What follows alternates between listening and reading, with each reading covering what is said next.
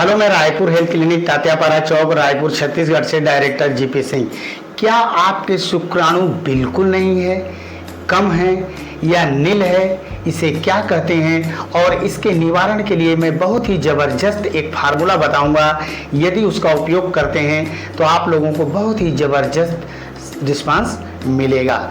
शुक्राणु जीरो नील क्या है? ये देखिए, अगर शुक्राणु 60 to 150 मिलियन 6 करोड़ से 15 करोड़ के बीच में होनी चाहिए, लेकिन दुर्भाग्यवश अगर यह शुक्राणु जीरो हो जाए या नील है तो इसको हम एजिस्पर्मिया के नाम से जानते हैं। इसके बहुत से कारण है। देखिए, सबसे पहली बात होती है शुक्राणु 60 to 150 मिलियन हो, 1.5 से 6 ml के आसपास वीर्य की मात्रा होती है। 15 मिलियन से ऊपर अगर शुक्राणु हैं तो वह काउंट किए जा सकते हैं या उससे सफलता मिलती है, लेकिन एक्चुअल जो रेंज है 60 to 150 मिलियन के बीच में है। 15 मिलियन से यदि कम शुक्राणु होते हैं तो उसको हम ओलिगोस्पर्मिया या लेस स्पर्म, लो स्पर्म के नाम से जानते हैं। इसके बहुत से कारण हैं। शुक्राणु बनने न शुक्राणु जो प्रॉब्लम है, जीरो के प्रॉब्लम दो प्रकार के होते हैं। एक होता है ऑब्स्ट्रक्टिव और एक होता है नॉन ऑब्स्ट्रक्टिव। ऑब्स्ट्रक्टिव मतलब जहां पर शुक्राणु तो अंडकोशों में बन रहा है लेकिन वह सीमेन से मिल करके बाहर नहीं निकल रहा है, और नॉन ऑब्स्ट्रक्टिव में क्या होता है, बनता ही नहीं है। इन दोनों के लिए यह फार्मूला बहुत ही जबरदस्त है। सबसे बड़ी बात है क्यों होता है जीरो। कारण में नशा, बीड़ी, सिगरेट, शराब, ड्रग्स यह जीरो होने का कारण हो सकता है। क्योंकि शुक्राणु अंडकोशों में बनता है तो अगर शुक्राणु में अंडकोशों में चोट लग गई हो, उसका विकास ही नहीं हुआ हो तो भी शुक्राणु जीरो हो सकता है। हार्मोनल गड़बड़ी, सेक्स हार्मोन टेस्टोस्टेरोन होता है जो लिंग का विकास, तनाव, डिस्चार्जिंग शुक्राणु, पौरुष शक्ति का निर्धारण करता है। यह हार्मोन यदि फर्स्ट क्लास का बनेगा तो ग्रोथ हर चीज़ सही होगी, कम बनेगा तो कम, एकदम नहीं बनेगा तो पुरुष के अंदर पुरुषत्व का विकास ही नहीं होगा और सेक्स जीरो होगा, शुक्राणु जीरो होंगे या नपुंसक या हिजड़े कह सकते हैं उसको आप। टेस्टिस की बात हो गई। तापमान, अगर टेम्परेचर बहुत ज़्यादा हो, ऐसी इंडस्ट्री या एंटी स्पर्म बॉडीज हो शरीर में, तो भी हमारे शुक्राणु जीरो हो सकते हैं।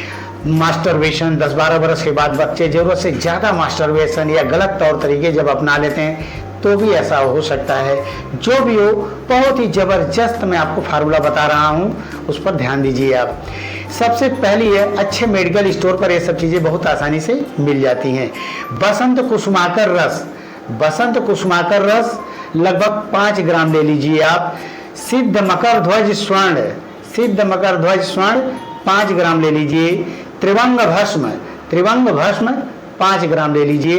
अभ्रक भस्म, अभ्रक भस्म 5 ग्राम ले लीजिए। अमृता सत या गिलो सत बोलते हैं तो अमृता सत लगभग 10 ग्राम ले लीजिए। प्रवाल पिष्टी 10 ग्राम ले लीजिए। हीरक भस्म, हीरक भस्म 300 मिलीग्राम यानी 300 mg ले लीजिए। स्वर्ण भस्म, स्वर्ण भस्म 300 मिलीग्राम यानी mg ले लीजिए। इन समस्त दवाओं को खरल में अच्छी तरीके से खरल करें और कुल 60 भागों में डिवाइड कर लीजिए। डिवाइड करने के बाद सुबह शाम भोजन या नाश्ता से आधा घंटा पहले जल से ले सकते हैं, शहद से ले सकते हैं, मलाई से लिया जा सकता है सुबह शाम। इसके अलावा क्या करिए, अश्वगंधा 100 ग्राम, शतावर चूर्ण 100 ग्राम, सफ़ेद मूसली चूर्ण 100 ग्राम, कौच बीज चूर्ण 100 ग्राम। इन चारों चीज़ों को मिला करके रख लीजिए।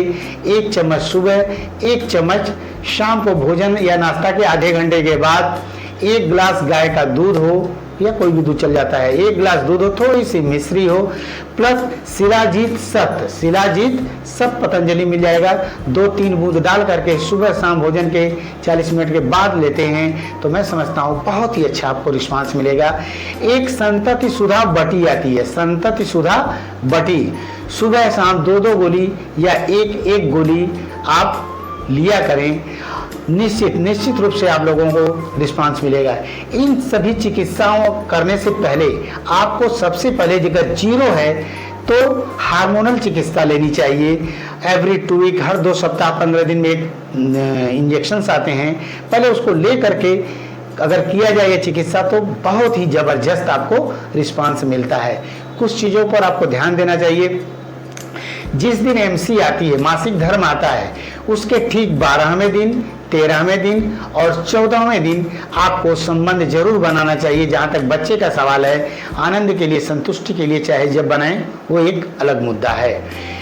कुछ चीज़ें आपको जरूर करनी चाहिए, जैसे कपालभाति आधा घंटा जरूर करें, अनुलोम विलोम आधा घंटा करें, योग प्राणायाम 40 मिनट आपको करनी चाहिए, 10-15 मिनट की रनिंग जरूर हो, और खान पान पर थोड़ा ध्यान दीजिए। जितनी भी आपकी बहुत ज़्यादा तैलीय गरिष्ठ भोजन, मसालेदार फास्ट फूड या मांस आदि बहुत ज़्यादा नहीं लेना चाहिए। इमली, आम का अचार से बचना चाहिए। आप समझ रहे ना, ये सब करिए, निश्चित रूप से आप लोगों को सफलता मिलेगी।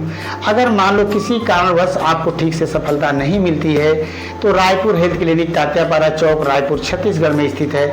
हमसे मिल सकते हैं। हमारे आयुर्वेदाचार्य डॉक्टर PK श्रीवास्तव हैं, या हमारे होम्योपैथ के डॉक्टर भी एक बैठते हैं, डॉक्टर पटेल, उनसे भी मिल सकते हैं। अगर दूर हैं तो आप दवाएं मंगा भी सकते हैं। थैंक यू, नमस्कार।